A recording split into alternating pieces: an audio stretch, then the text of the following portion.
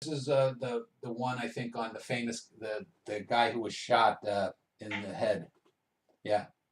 Oh, this is based on that photo where he was Yeah, shot in the it head, or they occurred on never showed February the 2nd, killing. 68, and I think 7/15/98. I think that's the date that Eddie Adams, the guy who took the photo, died. Yeah. So that's Okay. where the So dates come. it's kind of like a twin ending where it starts off with one of their deaths and ends with the other. Mm. Whether it's in the past or the present or the future is irrelevant. Although you could read into that. Then there's the. It's interesting to most people would obviously go to the photo and reference it, but this one is more lean in that aspect because it simply gets right into the narrative, and you have to imbue into that. Now, when it mentioned Saigon, I thought of that photo, but you can obviously read more into it, and Yeah.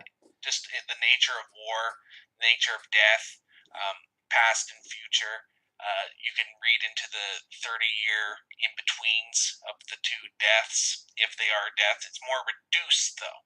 So Yeah, it could be an I believe eternal kind of death rather than a physical one. I believe the death I'm talking about, though, isn't Eddie Adams, the photographer. I think he died in the 80s. That's the guy who actually shot. The 2168 is the guy who famously got shot in the head by the guy, and 7/15/98 is the guy who shot him, his death. And the thing is that you don't get from the photo or from even the film that we see the shocking death there is that the guy who was suspect was a terrorist, a Viet Cong terrorist who had killed, I think, a busload of people himself, or most likely did. Now, yeah, you can argue he should have gotten a fair trial or whatnot, but this was in the middle of war, and that guy who then later, I think the guy who shot him moved to Virginia and opened up like a pizza shop or something, and he was excoriated by a lot of people over the years until his death, but. So anyway, specifically regarding the poem again.